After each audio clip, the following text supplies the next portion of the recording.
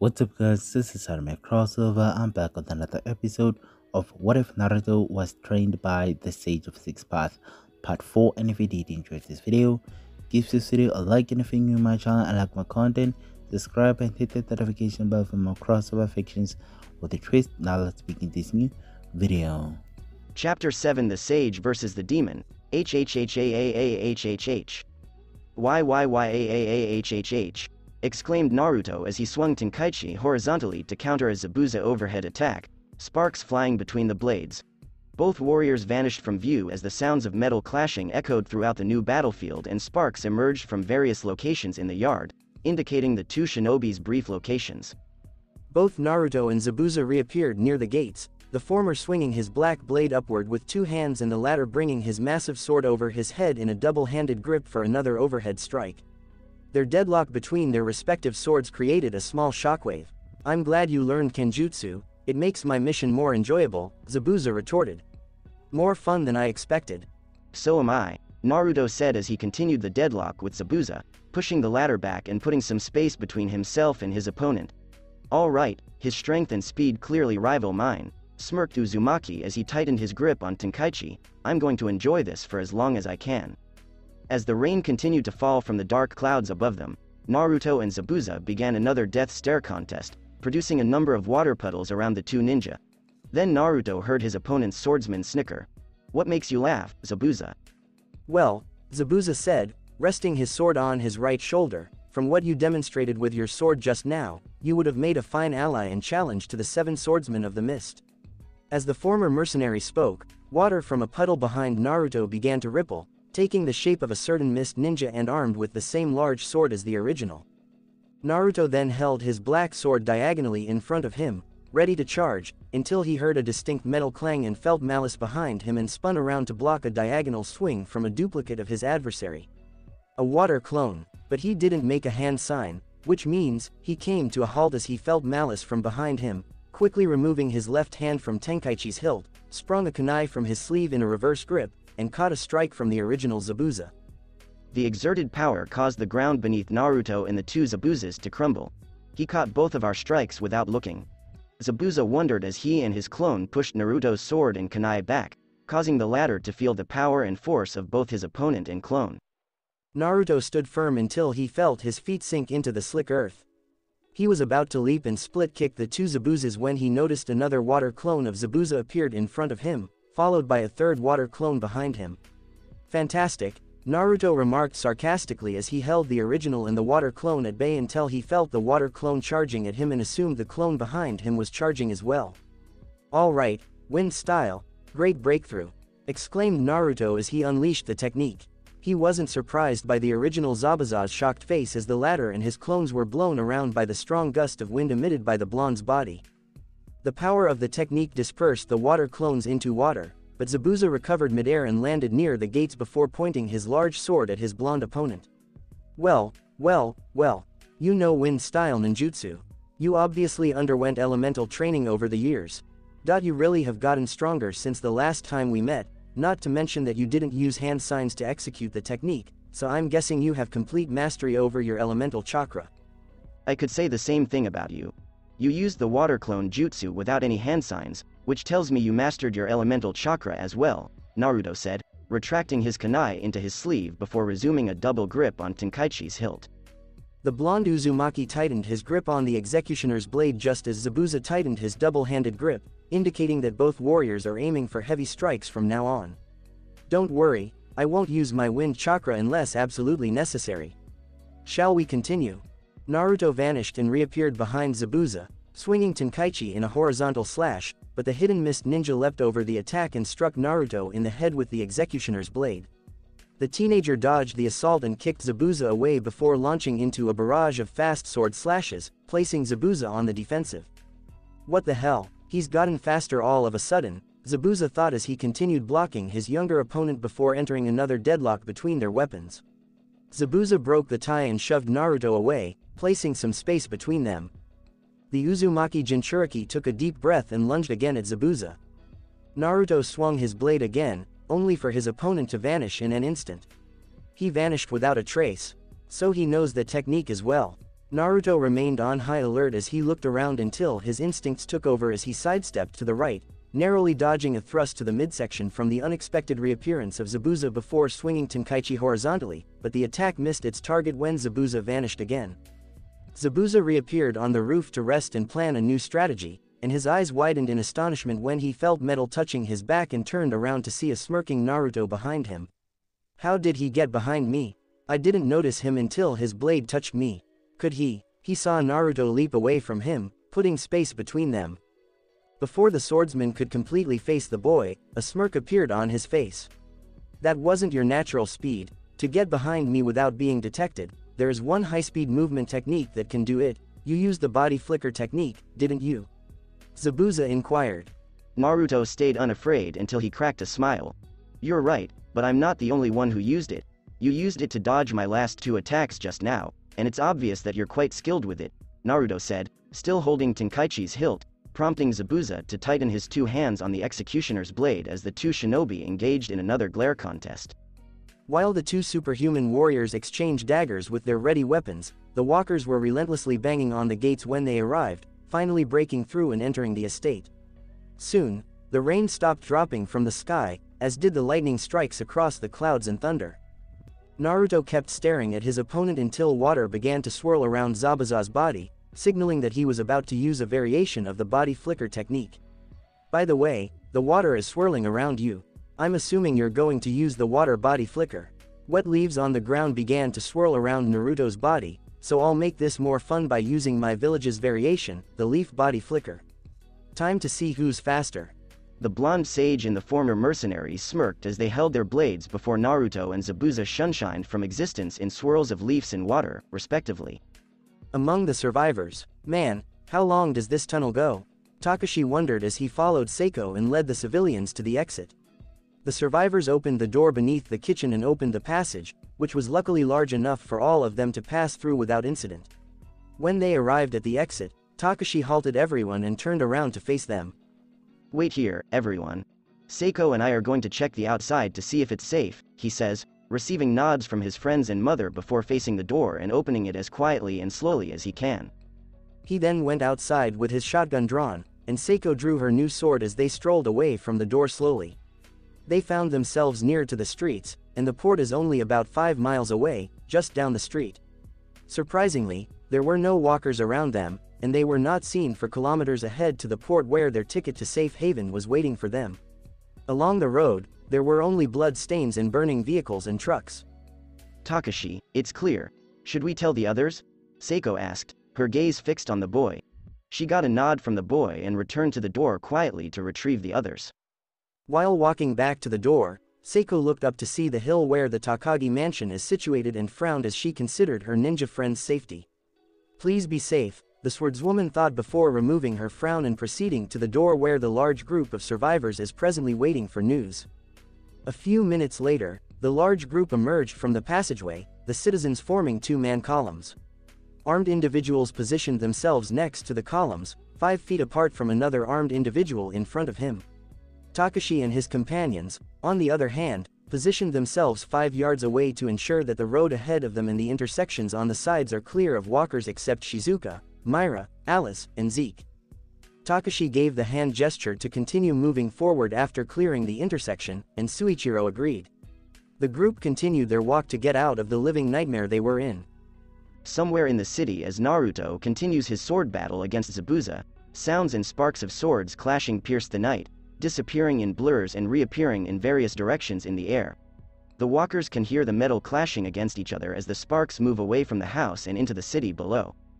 Shouting battle cries, Naruto and Zabuza reappeared, Tenkaichi and Executioner's blade swinging in the air, and locked in a sword lock for a brief moment before both of them shunshin to the roof below. The building they are presently in is 30 stories high and was surrounded by taller structures that were at least 10 or 20 stories higher. Both warriors stood 10 yards apart, drawing deep breaths and examining each other's wounds. The leaf Jinchuriki had a bloody laceration on his left cheek, another on his left bicep, and another on his right forearm.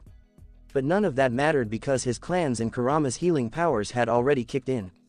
Zabuza, the former hidden mist ninja, has cuts on his left forearm, right bicep, left thigh, and right cheek with dried blood near them, but he exhibits no discomfort, indicating that they aren't affecting his fighting ability.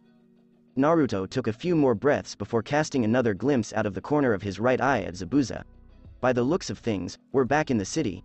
Guess I've been too busy fighting to notice, Naruto thought as he dashed at Zabuza, swinging Tenkaichi only to have it blocked by the hidden mist ninja. The Jinchuriki broke the tie and was about to unleash another barrage of slashes when he was caught off guard by Zabuza's kick to the stomach, causing him to skid backwards a few feet. The hidden mist ninja took advantage of this and dashed at his juvenile opponent. Zabuza spun around and swung Executioner's blade with maximum force and momentum with both hands. The boy blocked the assault instinctively with his sword arm alone. "No!" exclaimed Naruto as Tenkaichi flung himself through the air and over the edge of the roof, landing on the earth below. Before jumping backwards to avoid another swing from his older opponent, the youngster regained his balance and heard a distinct clang from the ground. The teenage ninja cursed himself because he knew that in order to block and counter an assault from a massive sword like the Executioner's blade, he needed to have a double-handed grip on his sword unless he was in sage mode or his opponent was physically weaker than him, which is a whole different situation. "Alright, let's make this fight fair, shall we?" thought Naruto as he quickly shunshined in front of Zabuza, momentarily shocking him before connecting a hard uppercut to the man's chin, sending him flying up in the air. Naruto shunshined once more and appeared in front of the dazed Zabuza, kicking his opponent's wrist hard and causing him to let go of his sword. As Zabuza watched his blade fall to the roof below them, Naruto launched a right and left punch to his opponent's face, followed by a few inside punches to the stomach before kicking him in the chin, sending Zabuza higher into the air. The young Uzumaki Shunshin rose above the ascending hidden mist ninja and struck him with his hammer fist, knocking him down. Zabuza cursed himself for letting his guard down for a minute as he fell quickly to the upcoming roof before regaining his composure and landing by crouching, creating spider cracks all around him. He quickly glanced up to see Naruto shunshined above him, holding a blue swirling sphere in his right hand, his eyes widening as he felt the power emanating from it. "Rasengan!" Naruto exclaimed, thrusting his trademark jutsu at his opponent. Zabuza quickly shunshined from his position, barely avoiding the boy's air assault. When Naruto reappeared several meters away in the cloud, the technique made contact with the roof and shook it while kicking up a dust cloud, causing Zabuza to shield his eyes from the destructive power of Naruto's jutsu. While contemplating the boy's current exhibition of the strange and powerful chakra sphere, Zabuza's vision was obscured by the dust cloud. He didn't have the technique the last time we met, let alone his incredible strength in his attacks. He doesn't pull any punches, the hidden mist ninja reflected before bringing his right arm up to block a kick from the young hidden leaf ninja who shunshined in front of him. Zabuza fired a right hook at Naruto, who deflected it and launched his own right hook, but the former blocked it and threw a punch, which the blonde Uzumaki deflected. The two shinobi continued their taijutsu fight in the dust cloud that surrounded them, not allowing each other to penetrate their respective defenses while strategizing ways to defeat each other. Naruto dodged a punch and delivered an uppercut to Zabuza, but the latter jumped back to avoid it, and the Jinchuriki lost sight of his opponent as he sought cover in the dust cloud. Naruto smirked as he channeled his chakra in the air around him and exclaimed, "Wind style, great breakthrough."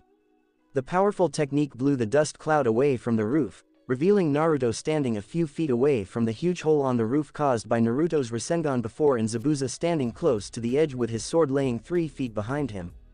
"He made the hole with that chakra sphere. I have to be careful and avoid contact with it," Zabuza, who was facing Naruto's back and making a hand sign and channeling chakra in his mouth, thought. "Water style. Liquid bullet." He exhaled, watching as the powerful jutsu made its way to the blonde adolescent, but Kami wouldn't let it. Naruto spun around rapidly while channeling chakra and inhaling air through his mouth. "Wind style. Air bullet." He exhaled the technique just in time to counter the oncoming attack, causing the two techniques to collide. Naruto used the cover and shunshin behind Zabuza before launching a roundhouse kick at the latter, who managed to dive under it and shunshined away from him. "Oh, you don't," Naruto said as he shunshined after Zabuza. The two ninja resurfaced near the opening. Zabuza launched a straight right punch, but Naruto dodged it and tackled the former, causing the two men to roll into the hole. The two men were falling through the hole inside the structure, punching and head-butting each other. They continued free falling until they collided with the floor and bounced away from each other, kicking up detritus throughout the room. "Oh, okay, that was a little rough," Naruto grumbled as he rose from the floor and watched Zabuza do the same. The Uzumaki Jinchuriki and the Hidden Mist Samurai exchange stares until they charge at each other, cocking their respective right arms, then releasing them when they are within striking distance of each other. The power of the clash shattered the level's glass windows and pushed the two superhuman warriors apart. The former mercenary scowled at the younger ninja, who returned his stare. Both ninja made a hand signal and summoned their separate elemental techniques. Water style. Giant vortex jutsu. Gallons of water from the coolers and pipes explode from the floor and walls around them before forming a waterfall around Zabuza. Naruto inhaled the necessary amount of chakra and wind into his mouth for his jutsu to triumph in the impending clash of elemental attacks. Pressure damage from wind style. The warriors launched their assaults at one another. Naruto had anticipated that the two strong air and water techniques would collide with equal force. What he didn't anticipate was for the powerful pressure damage to push both him and Zabuza out of the room through the windows in opposite directions. When Naruto collided with the wall of a neighboring building, he grunted, leaving a body outline crater. As his breathing became heavier than usual, the Uzumaki male managed to free himself from the crater and fall on the ground level. "That was more than I expected," he said, taking a few steps forward when he heard groaning around him. "Oh, you've got to be kidding me," groaned Naruto as he turned to see himself encircled by walkers. The boy presumed that the bottle's noise and shockwave had drawn them to their location. "It can't be helped for these guys," Naruto sighed as he formed a hand sign and channeled his chakra around him. Wind style, air bullets. The blonde Jinchuriki formed multiple air bullets and shot them at the walkers at high speed, tearing them apart while unwittingly putting holes in the walls of a few nearby buildings. "Was that too much?" said Naruto, his response being the structure in front of him collapsing and turning into dust and debris. The blonde sage's sweat drop grew larger. "Yep, it was too much." The boy assumed that the air bullets had ripped apart the building's support beams, but he was glad that no one was inside. When he heard a recognizable voice across from him, he took a few more steps forward. My, Naruto, I thought you had control over your power," Zabuza said as he emerged from the dust cloud atop the rubble. "I do have control of my strength," Naruto smirked, "but I didn't intend for the building to collapse on it." He ducked a quick punch and rolled to the left before leaping backwards, placing distance between himself and Zabuza. Self. A quiet breeze pushed against the two shinobi's solid bodies, causing them to fall silent. Ignoring the cold sensation on their bodies, Zabuza rapidly ran through a series of fast hand signs, finishing with a single hand sign. Water style, water dragon jutsu. The earth creaked beneath the ninja before an infinite amount of water broke through the ground and formed a dragon. The water dragon rushed at its motionless target after Zabuza made a gesture. Naruto took a deep breath before responding to the oncoming attack. Leaf Dragon God. He launched a powerful right spin kick, creating a tornado around him before the tornado transformed into a dragon with whiskers and charged at the opposite element dragon. The impact force of the collision crushed the adjacent cars and shattered the windows. The stalemate lasted only an instant before Naruto's attack pierced the water dragon and struck the hidden mist ninja. When Zabuza noticed the dragon opening its jaws as if to swallow him, he shunshined out of its path. The wind dragon continued down the parallel street, destroying everything in its path due to the tornado's high speed, until it crashed into a building at AT intersection, destroying a large part of it. Naruto noticed Zabuza's left pant leg was torn and covered in lacerations from contact with his latest technique after his adversary reappeared via body flicker technique. "Zabuza, I just had to ask you this, why?" The older ninja raised an eyebrow at the youngster. "Why are you serving the 10 tails? Didn't you want to rest in the afterlife with Haku?" This query had been bothering Uzumaki since the moment he saw the revived assassin and realized that this was it. "Because I didn't have a choice," Zabuza replied after a few moments. "The 10 tails revived me and said that if I don't do his bidding, he will forbid my soul and Haku's soul from resting in the afterlife indefinitely, and he also said that he needed my specific skills to retrieve 4 specific objects located in other worlds," he continued. Naruto's stunned expression was noticed by Zabuza. "I see you understand what I'm saying, but the 10 tails had already sent one of his followers to this world and discovered that you defeated him before he sent me."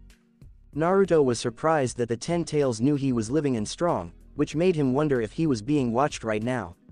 He'll have a talk with his partner about it after the fight. Naruto took a step forward and noticed a familiar sword stabbed into the driver's seat of the vehicle next to him. "Tenkaichi. Oh, I'm glad I found you," thought Naruto as he grabbed the hilt of his sword and drew it from the car. He examined the blade for any indications of stress, tear, wear, or bending, but found none. The youngster also examined the hole in the car's top and the seat. Boy, Shikaku was right. The sword is really durable and strong, Naruto exclaimed as Zabuza cleared his throat and glanced at him. That's an impressive sword you have, Uzumaki. I've been admiring it since I first saw it. Thank you, I called it Tenkaichi.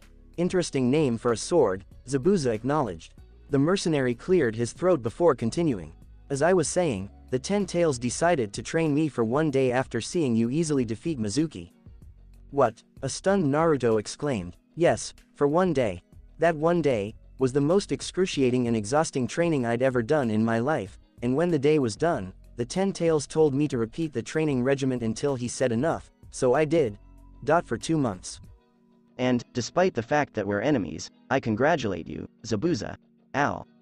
However, seeing as how this fight is taking longer than I expected and your strength and power outnumber mine by a smidgen, you forced my hand to use this, said Zabuza as a familiar black flame-like aura formed around his body, surprising the blonde teen. Zabuza, wait. Those words fell on deaf ears as Naruto shielded his eyes with his free arm against the abrupt eruption of chakra and the kick-up of dust and debris. The incredible power broke the glass windows of the buildings along the street, and the cars flew away from the exploding force of the menacing chakra. Naruto coughed a few times to clear any dust from his lips before placing his sword arm and free arm by his sides. He remained on high alert as the wind blew away the dust, exposing his adversary hidden behind the menacing and dark chakra.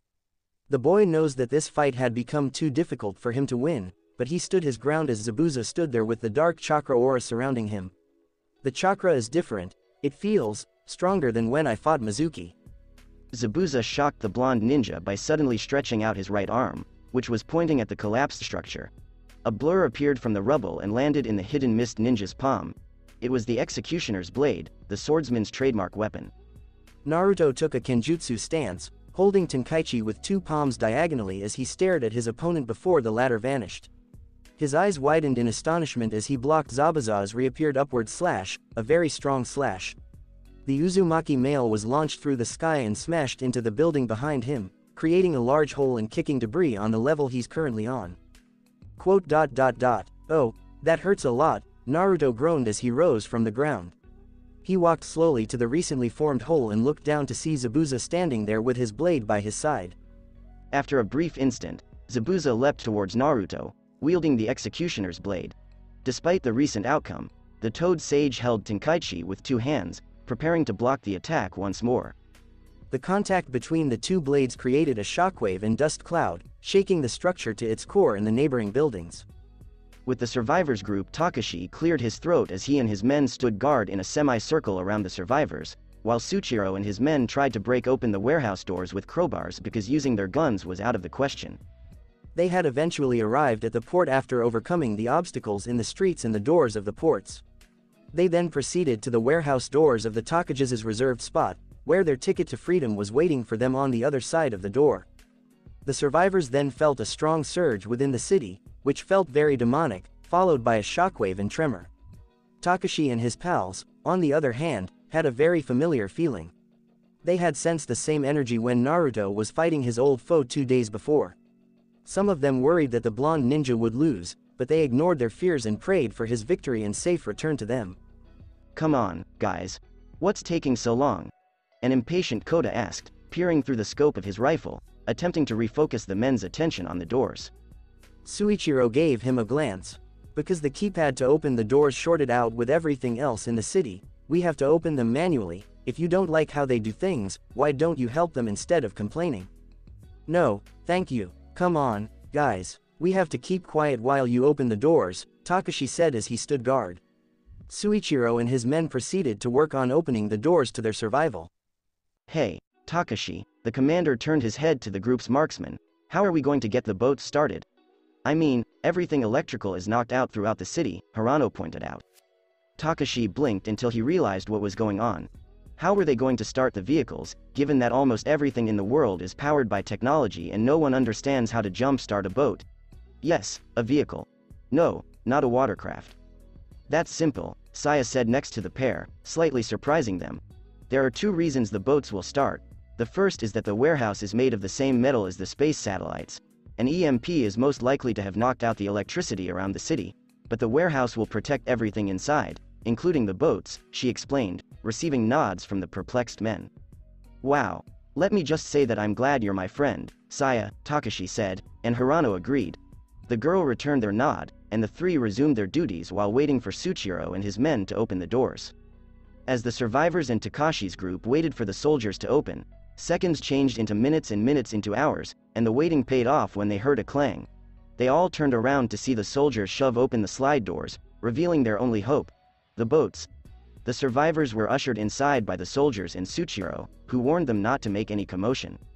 Takashi was about to enter the building because he was the last one there when he heard a snarl. He walked forward, gaining some space from the warehouse as he turned around to the source of the growl. This piqued the interest of Tsuchiro and Hirano. Takashi, Kimuro, the survivors and Takashi's group members exclaimed, looking at the lone adolescent. Wait, I heard something, just listen, Takashi said. Everyone remained silent for a few seconds, and no growl was heard after that. Takashi exhaled and rolled his left hand through his hair. It must have been nothing. He turned around and took a few steps forward when he heard a growl, which caused him to come to a halt because it sounded closer. A lot closer. Am I brave enough to turn around? Takashi turned around in horror at the image of the creature before him. It was a German Shepherd canine with bloodstains on its fur and yellow and red teeth, but the most distinguishing trait was its white-shot eyes. The Kimuro adolescent took a step back, and the dog took a step forward, licking its mouth with its tongue as if he had discovered a good meal to keep him going for a while. What's wrong with its eyes, Saya? Shizuka growled as she clutched Alice in her arms and Zeke close to her knees. With the chaos that's happened these last few days, the dog must have been feeding on the flesh of the walkers, and by the way it's looking at Takashi, it's most likely that it got infected and now craves human flesh like the walkers, the pink-haired genius explained. Perfect. Zombified dogs, Hirano responded, pointing his rifle at the dog. What can we do? Ray inquired, clearly worried for her childhood friend. Saya rested her hand on her chin, contemplating an answer. We could shoot it, but we risk attracting other walkers with the commotion or, alternatively, Takashi should just run for it. After a few minutes, the company unanimously decided, run Takashi. There's no need to inform me twice, yelled Takashi as he turned tail and sprinted for the warehouse, the dog chasing him. Hold your fire, Tsuchiro said as one of the men raised his weapon and prepared to fire. We can't afford to draw the walkers. Men, shut the entrances. Takashi's eyes widened as he heard Tsuchiro's order and pushed himself to run even faster. With each step he took, the boy heard the dog barking behind him and saw the doors closing, along with his friends and mother telling him to go faster. He was only a few feet and dived inside the warehouse in time as the doors shut, blocking the dog's path. Takashi! Cried Myra as she ran toward her son, dropping to her knees and wrapping her arms securely around her son, crying on his shoulders after nearly losing him. Takashi hugged his mother back after nearly losing his life to a zombified dog. After a few seconds, he let go of his mother and got up from the ground, assisting Myra to her feet. I'll be more cautious the next time. You should be, Ray scowled, and Takashi sheepishly rubbed the back of his head with his left hand in answer. Tsuchiro stepped forward after assisting his men in securing the doors and windows to prevent the new danger from entering from the outside. Next time, stay close to the group. Understand? Takashi deadpanned, yes sir. Ah, here we are, Yuriko said, pressing a button on a console. A moment later, lights burst into life inside the warehouse, and the large group covered their eyes from the sudden light, taking a few moments for their eyes to adjust to the brightness. Everyone's eyes widened in surprise before smiles and happiness overtook them, as their tickets were right in front of them, the boats floating on the water. There are many different types of boats: yachts, speedboats, party boats, and so on. 3 boats stuck out from the rest because they were white, had black, blue plates on the back, and were larger than the others. Those are the boats that Saya mentioned, Takashi said, recognizing the panels. I hope they work as she stated. Everyone. The group shifted their attention to the source of the voice, where they discovered Tsuchiro standing in front of a large supply of food and water. Grab all the boxes and transport them onto these boats. We'll divide into 3 12-person sections. Wait, why can't we use the other boats? A survivor inquired. Because everyone turned to face Saya. As I recently told my friends, the boats have solar batteries that power the engines, and the solar batteries can store and reuse solar energy from the sun also. These boats are very durable out in the ocean and in case we don't find an inhabitable island. Everyone nodded in accord, including Tsuchiro. We leave in 5 minutes. Everyone scrambled to get their vehicles ready for the long trip across the sea. Rei was assisting Shizuka and Seiko in transporting a bag of food to one of the boats when one of them abruptly halted. "Seiko, what are you?" She noticed the purple-haired female peering out one of the higher windows and realized who she was concerned about. "Seiko," the female swordsman said as she glanced at Rei. "He'll be fine. He's a superhuman ninja from another dimension, and he can take care of himself." The spear martial artist received a small grin from her friend, which caused her and Shizuka to smile as well. They kept moving and preparing the ships for departure. The group had completed preparing the 3 boats in 5 minutes. The assigned groups were on their various boats, each with 3 of Tsuchiro's men at the helm. They started the boats, much to the delight of the entire party, and made their way out of the warehouse in the port. They were relieved to be out of the undead city with Takashi's group on their boat, but one individual was on their minds. Takashi, Rei, Shizuka, Seiko, Alice, Saya, Asami, Kota, Zeke, Myra, and Rei's parents were on the boat's deck, while the remaining people were inside. They were looking around the city, worried about their ninja friend, particularly Seiko. Kota broke the silence among them after a few seconds. "Do you guys think Naruto has already won?" His question was about to be answered. "Guys, look!" Tadashi exclaimed, causing the teens and adults on Kamuro's boat to look up in the cloud-filled sky to see a blur smashed into the ocean several meters distant. When the blur arrived, it created large waves that shook the 3 boats, causing the passengers to shriek as they all lost their equilibrium. To recover his composure, the marksman groaned and shook his head. "What was that?" asked Kota before regaining his footing and standing on the deck as everyone else did moments later. "I don't know. Let's find out," Takashi said as he and his companions walked to the edge of the boat to see what was causing the waves. The Kamuro adolescent glanced around at the other survivors on the other boats and saw that they were all right, despite the fact that their sea transports had nearly capsized on them. "Guys, I think there's something in the water," Seiko said, directing everyone's attention to the object in the water. "Kota, can you use your rifle scope and tell who or what that was?" the purple-hair swordswoman asked. Kota nodded and changed the settings on his scope before looking through it. A few moments later, he began to tremble and stutter nonsense from his lips while looking through the scope, which was noticed by everyone, particularly his friends. "Kota, Takashi said to his friend, knocking him out of his stunned condition. "What did you see out there, Kota?" He got no reaction from the marksman. "Kota."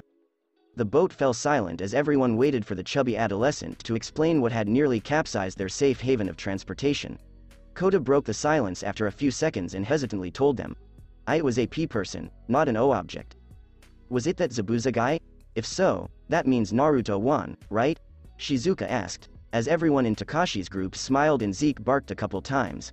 When the marksman shook his head, their expressions shifted from joy to dread. Rei was the next to speak. "You don't mean..." She couldn't finish her statement as she and the others realized who was floating on the surface of the ocean. Along with Naruto. "Oh." Naruto sighed as he opened his eyes to see the thunderclouds still above in the sky. The boy felt water touching every part of his body and glanced around to see himself floating in the ocean before channeling chakra to his feet and slowly standing up on the water. What happened? Wait a minute. Oh, I remember now," Naruto thought as he panted harder than before and felt his arms sting. The Uzumaki male recalled Zabuza dragging the young ninja around the city like a rag doll whenever the mercenaries' cuts were blocked. Naruto couldn't keep up with Zabuza's increased speed with his natural speed, so he attempted the body flicker technique to even the odds, but it didn't work at all. "Oh, boy. Let's fix this right away," Naruto said, popping his joints to alleviate the tension and strain. "Oh yeah, that's much better." The blonde Uzumaki quietly thanked the Six Paths training for his improved durability, as he was tossed through several buildings in cars before crash landing in the ocean, as evidenced by his torn attire.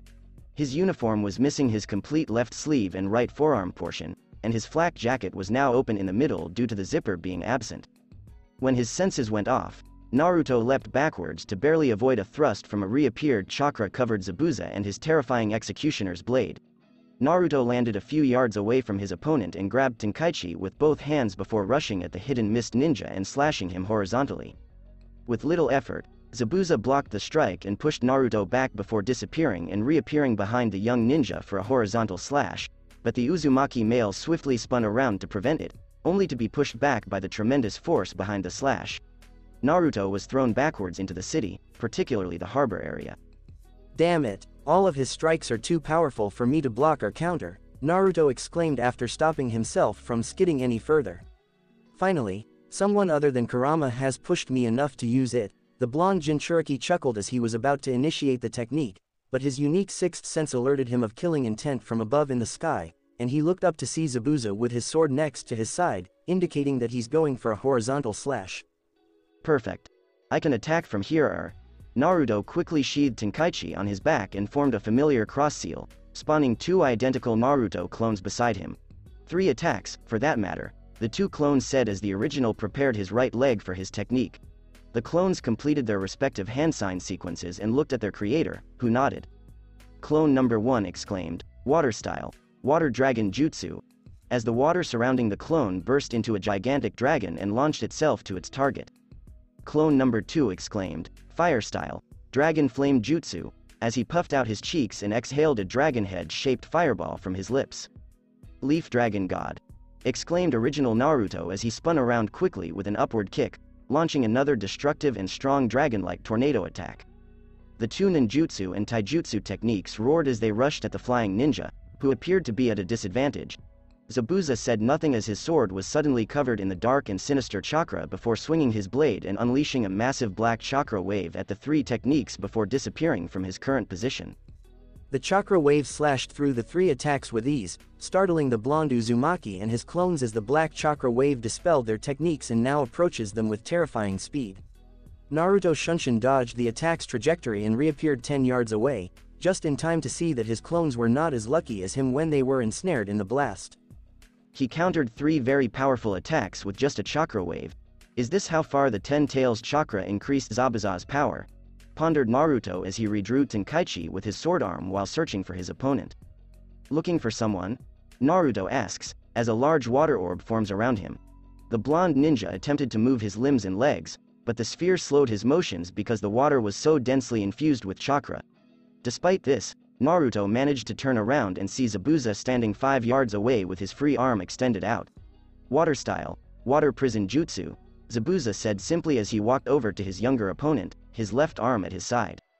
So this is what a water style master is capable of, though his water elemental skill pales in comparison to the second Hokage's, Naruto thought as he attempted to swing his black sword, but the water sphere slowed his movements. The boy then observed that the sphere had a black outline around it that was the same color as the chakra of the 10 Tails. "What? I can't move," gritted Naruto as he attempted to move again, but this time it was futile. Naruto could do nothing inside the aquatic prison as he watched his foe approach him with each step until the latter was only a few inches away from the sphere.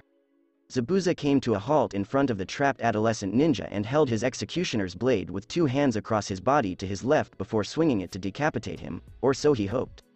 Zabuza instead struck the sphere with the flat side of his large blade, sending the boy flying across the sea towards the buildings on the shore, but the hidden mist ninja wasn't done with his young opponent as he vanished with his increased speed. He appeared in front of the entrapped Naruto and struck him once more with the flat side of his blade, this time to the sky above. Then, Zabuza reappeared on top of the water sphere and struck it again, this time towards the ground, before disappearing and reappearing on the ocean surface to strike it with a powerful spinning kick. As he was launched through the air, the blonde Uzumaki grunted in agony. He managed to sneak a glimpse behind him to see a warehouse-like structure on the harbor and braced himself for the impending pain. The water sphere containing the leaf shinobi shattered the building's exterior. Due to harm to the supporting structures, the building crumbled and fell into rubble and debris. Zabuza emerged on the port with his sword drawn, standing 20 yards away from the warehouse's massive rubble. "How disappointing you turned out to be after all, Naruto," Zabuza said, two-handedly brandishing the executioner's blade over his head. "This attack should put an end to our battle," the hidden mist ninja said as he swung his blade, releasing a vertical chakra wave towards the rubble. Victory appeared to be within Zabuza's reach when a sudden explosion and smoke erupted from the debris, releasing a vertical and equal-sized blue crescent-like chakra wave that collided with the black chakra wave. As a result, a massive explosion occurred, causing Zabuza to shield his eyes with his blade from the smoke and brace himself for the shockwave that caused waves in the ocean. This battle.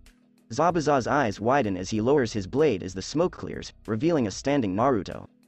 That's when Zabuza observed a change or changes with the Uzumaki Jinchuriki, as his eyes began to take on an orange pigmentation around them and toad-like pupils with yellow irises replaced the blue eyes that had previously existed. Isn't over yet, Naruto said calmly as he stood in a freshly formed spider-webbed crater, Tenkaichi in his sword arm. Rain began to fall from the sky again, with thunder booming and lightning flashing across the clouds, as if nature was reacting to the boy's transformation. His chakra. It's different than before, Zabuza thought as he stared at the transformed Naruto. It's huge and more powerful than before, not to mention that his attention had changed as well. I should be cautious. No, I have him on the ropes and I should not let up now. Naruto's pupils constricted as he detected energy behind him. Spinning around, Naruto easily parried Zabuza's slash to the left side, and the redirected slash fully leveled a building's roof in that direction. The two shinobi separated themselves by jumping away from each other. Impressive block, Zabuza said, suppressing his astonishment.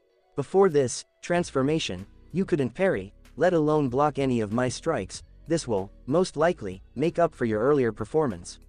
He grew irritated when Naruto didn't respond, instead standing there with a nonchalant expression on his face, as if he didn't care about the battle or his life at all.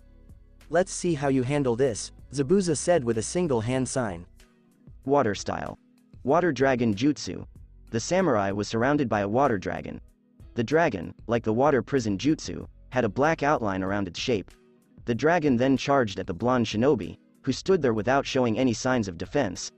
As the water dragon approached, Naruto pointed Tenkaichi's blade at it, causing the water technique to fork around him and cause no damage.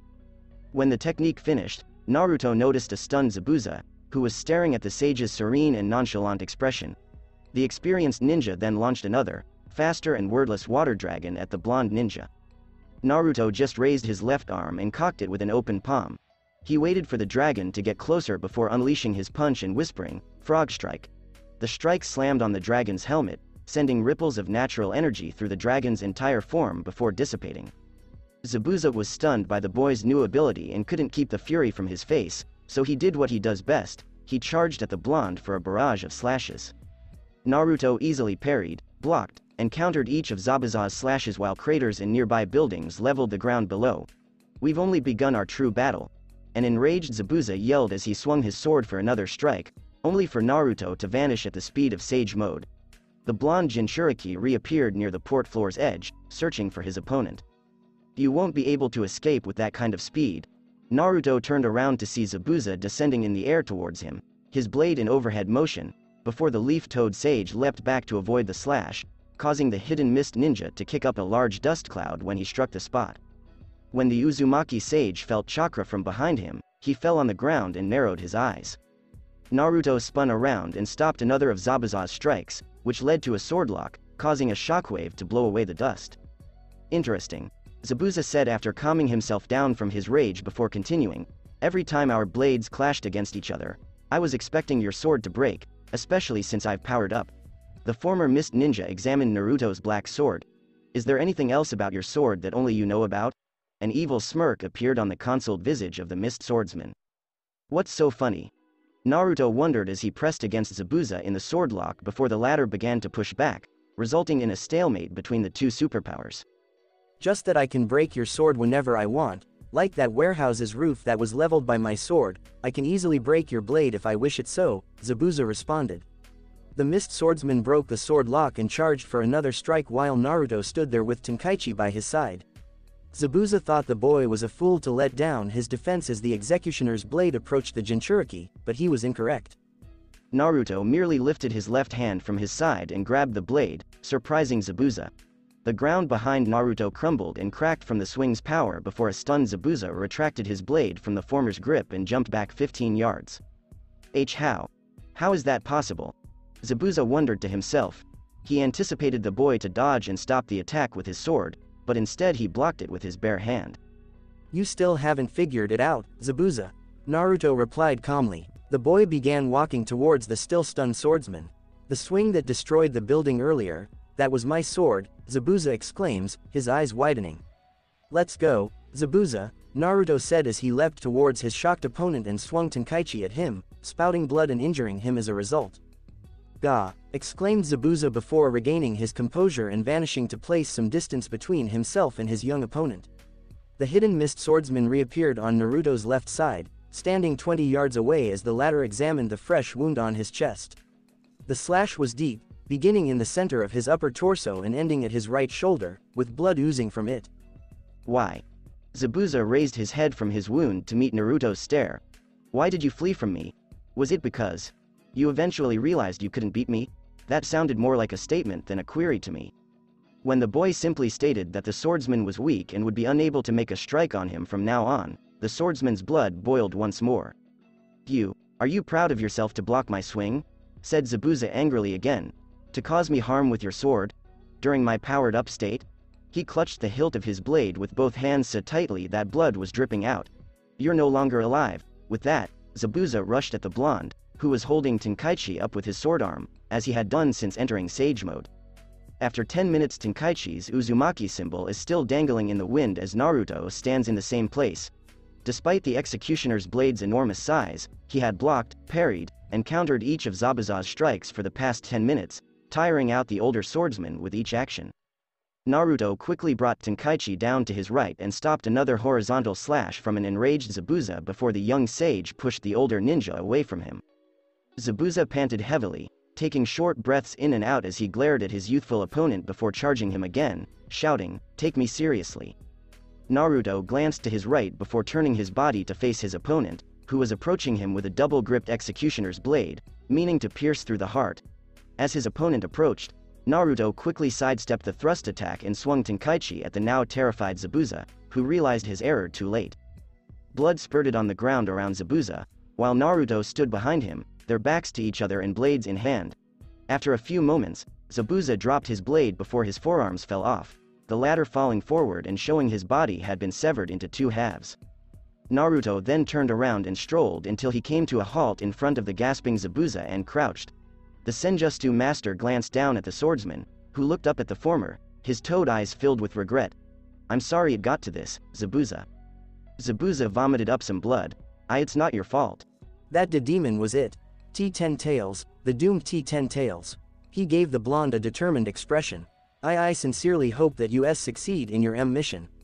The elder ninja coughed up more blood than usual, signaling that his time was running out. "Be careful, Naruto. He'll keep dispatching others after you and the keys. Others who are pals you've made over the years." The demon of the hidden mist's cranium went limp and he stopped breathing as his life was extinguished. Naruto sighed heavily as his deceased opponent crumbled before his eyes. Before the young Uzumaki stood up from his crouching position, he glanced at the executioner's blade before it vanished like its master. "Well, I guess I should go back to the others and let them know I'm fine," Naruto said, deactivating Sage Mode just as the latter began to pant heavily again from the exhaustion that came with the Senjutsu art. "Okay, Kurama, is there anything I'm missing?" He raised an eyebrow when he got no response from his tailed beast partner. "Kurama? Kurama? Hello? Are you there, Kurama?" Zzz. Naruto's head was drenched in perspiration. "Seriously? He's been sleeping the whole time. Why, that incredible fox." To settle himself, the Jinchuriki took a few deep breaths. "Well, whatever. Later, I'll tell him about my fight." Naruto felt his friend's chakra as he flicked his blade to get the blood off and sheathed Tenkaichi in its scabbard on his back. Before the latter's shunshine to the boats, the blonde Uzumaki repressed his chakra level. On the boats with the others, Seiko was looking at the smoking area where her hidden crush was fighting for his life with her hands over her well-endowed chest. They had no idea what was going on because a shockwave from the fight shook the boat again, breaking Kota's rifle scope when he dropped it on the deck. When the combat stopped, she feared the worst and closed her eyes, hoping for the shinobi's return. She opened her eyes to discover Takashi and his mother, Kota, Shizuka, Alice carrying Zeke on her right side, and Rei and her parents, Saya and Mei, gazing at the battle scene on her left. The swordswoman couldn't help but smile at her companion's support. The party continued to stare at the ruined harbor until a familiar blonde teenager appeared behind them. For a few moments, the kid stood behind them, until Kota cast a glance over his left shoulder. "What's up, Naruto?" Kota inquired of Naruto. "Not much at all. What are we looking at?" "I'm just waiting for you to come back." Wow. As the rain continued to fall from the clouds in the sky, Kota and Naruto looked forward. When everyone realized what was going on, they whirled around to see a smirking Naruto. Takashi's company exclaimed, "Naruto. My name is that." Naruto replied before being pulled into a group hug with his pals, and Zeke happily wagged his tail. They held on to him for several minutes until he begged for oxygen and complained about his injuries. How are you all doing? We're fine. But we were very concerned about you, friend. When you crashed into the ocean, we thought you were dead, Koto responded. Naruto laughed as the rain halted once more. Come on, I'm the hidden leaf hero. Now, if you'll pardon me, I'm going to rest. The boy took a seat on the deck and lay down to relax his aching body after a good battle. Naruto then closed his eyes and drifted off to slumber. Seiko and the others quietly thanked the sleeping boy for saving and protecting them with a smile. They looked at Naruto's ripped clothes and noted blood on his left cheek before collapsing on the floor, with Seiko lying next to the shinobi, causing her to smile before closing her eyes and falling asleep. Naruto Universe, the island, well, that was a letdown. I was hoping that he would be able to defeat the kid, but it turns out that he is quite strong. Very powerful. The 10 Tails said this as he rummaged through Zabuza's memories, particularly his fight with Naruto. The demon flicked his right claw, and 10 figures with their heads down emerged in front of their master, causing the towering figure to chuckle. However, those two were just tests. I'd like to see how that Uzumaki brat handles those who can truly use my energy. The 10 Tails chuckled a little before bursting out laughing, the sound reverberating across the island and to the mainland. To be continued. That's it for this podcast. Thanks for listening to this video. If you did enjoy this Naruto story, like, share, and subscribe for more. And thank you all for helping support and have a great day.